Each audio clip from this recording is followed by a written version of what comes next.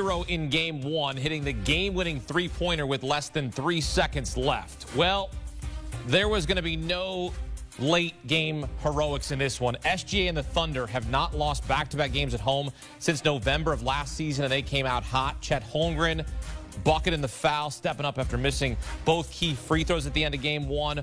OKC by 24 after the first quarter. Shai Gilgeous-Alexander for three. Aaron Wiggins with the putback. SGA on an alley-oop to Jalen Williams. This was all Thunder in this game. I mean, they came out on a mission, up 31 at halftime, 87-56, tied for the most points in any half in NBA playoff history, and they continue to pour it on in the second half.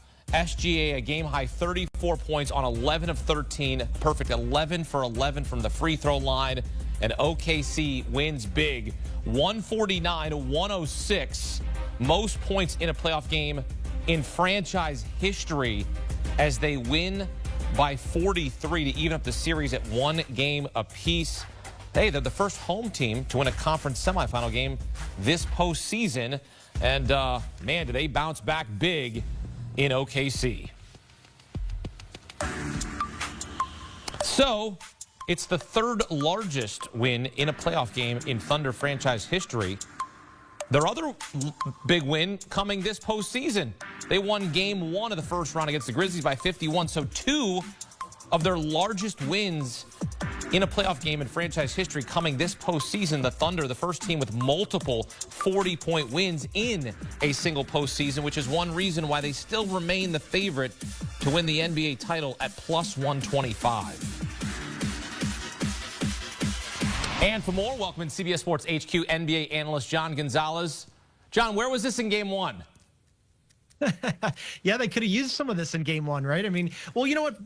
To be honest, in game one, they looked like they were going to have a pretty comfortable win until the end of the game when they just sort of gave it away and there were all these mistakes. And Mark Daigneault made some mistakes in letting Nikola Jokic get it back into the game when he decided to foul up 3, which is technically the right strategy. It doesn't matter. Anyway, yes, they could have used some of this in game one. Now, everybody wanted to see, me included, me especially, how they would respond after giving away game one, because don't forget, Akeem, they haven't been tested or hadn't been tested in these playoffs. That first round series against the Grizzlies, they absolutely demolished the Grizzlies in 4 games, outscored them by 78 points.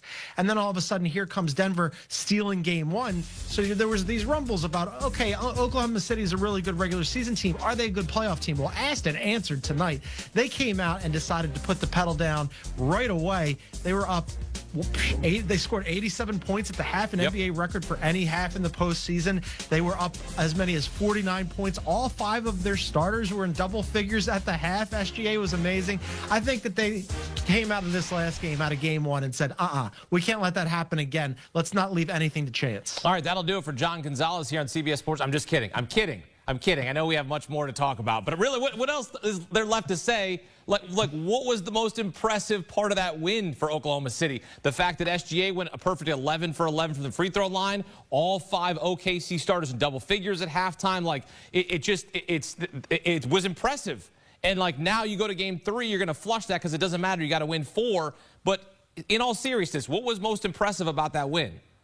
Yeah, a couple of things. I mean, you singled out SGA. SGA was excellent tonight. I thought it was impressive that they were running their regular 10-man rotation, and all 10 guys in the first half were super involved, super talented. They put up a bunch of numbers. Like, it wasn't just that it was 1 or 2 guys. All 10 guys were really involved, and Mark Daigneault didn't decide to shorten his rotation. He said, no, we're going to keep playing the way that we play. And then beyond that, and within that, the defense was excellent tonight. There were some questions about, okay, would that regular season defense translate to the postseason? And also, specifically, how would you defend Nikola Jokic after he absolutely demolished you in game one with a monster 40-point, 22-rebound double-double? Well, tonight he had 17, 8, and 6, a pedestrian line for him. And beyond that, he fouled out in the third quarter. So, look, Nikola Jokic is nigh unguardable. I don't know that that's going to continue over the rest of the course of this series, but you have to feel pretty good about Chet Holmgren and Isaiah Hartenstein, how they really defended Nikola Jokic tonight as well. How do you bounce back if you're the Nuggets? You're going to be back home on Friday in Game 3. You get a little bit of extra rest. Because remember, they're coming off a Game 7 victory, whereas the Thunder were rested and ready, maybe a little bit rusty in Game 1 where they didn't have that killer instinct to close out the game. And you saw that here in Game 2 where they just, absolutely eviscerated the Nuggets in this one from the first half and on. But if you're the Nuggets, what changes? What do you just tip your hat to the Thunder in Game 2 and just go, all right, we're on to Game 3. We're good? Yeah, the Nuggets have been here before. Don't forget, in the first round against the Clippers, they got blown out in, I think it was either Game 3 or Game 4. It was one of the games in L.A. And then they just went, oh, you know what? We're veterans. We're all veterans. We've been here. We've done that. We've won a championship as recently as 2 years ago. Nikola Jokic is basically the coach on the court at this point and will probably yell at them, although maybe not tonight. He fouled out tonight, and maybe he just wanted a little bit of extra rest. He saw which way this was going.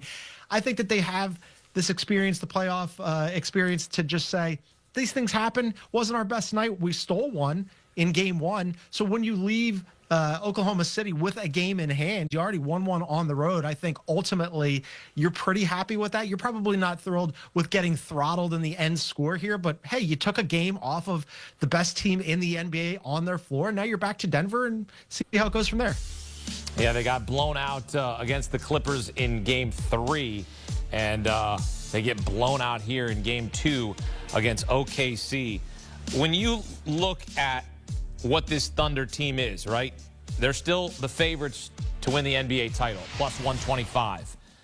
Did you think at some point on this night you go, okay, this is what a championship caliber team looks like compared to what you're seeing right now from the Celtics, who are down 0-2 to the Knicks?